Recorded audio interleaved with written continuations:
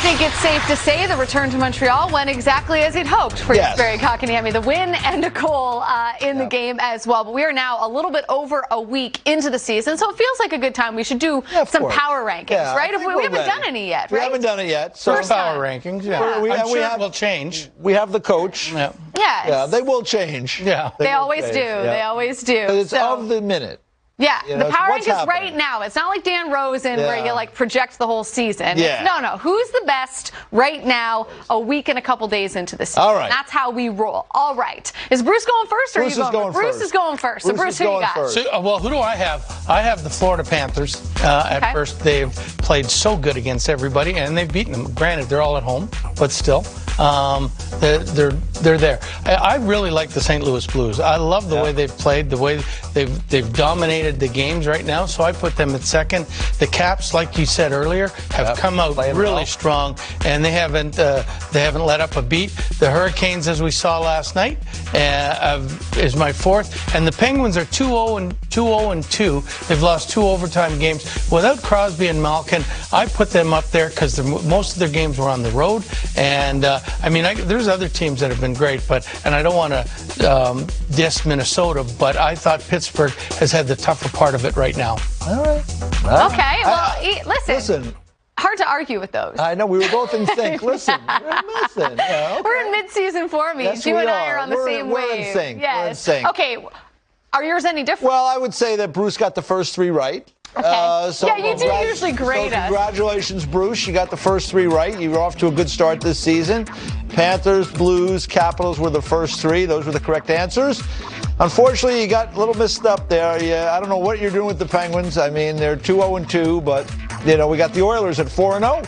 You got to give a little respect to Connor McDavid and his crew.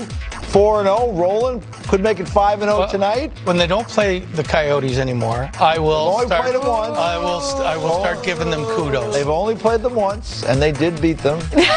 Quite handily. And then I got the Hurricanes at number 5. And you know what? Buffalo's been off to a great start. The Sharks have been off to a great start. Pittsburgh has played well. Minnesota has been unbeaten so far. So there's a lot of teams you can consider at this stage. But for me, having seen Washington and the way they played, that pushed them up in my eyes last night, and they had a nice win against Colorado. But I think the message here is that the Florida Panthers have been terrific at the start, and to me, they're the clear number 1 right now. Yeah, I think there's still, 7 unbeaten teams in the league at this point, right? And all 3 of us have the Florida Panthers in our number 1 spot. All right, here we go. To your point, I hate that my picture. favorite picture. I hate it. I'm like 12 years old in that picture. I love that picture. I love it. Anyways, that picture ranks very low in my picture power rankings, just so you know. Number 1 with me. But any picture with hair. Hair is good for Bruce life. Okay, to the point. Okay. The Florida Panthers in the top spot. Yes. I think the fact that we all put them there tells you everything you need to know. They've won all their games. They've beaten very good teams in the Tampa Bay Lightning and the Colorado Avalanche along their way. Their goaltending has looked stellar.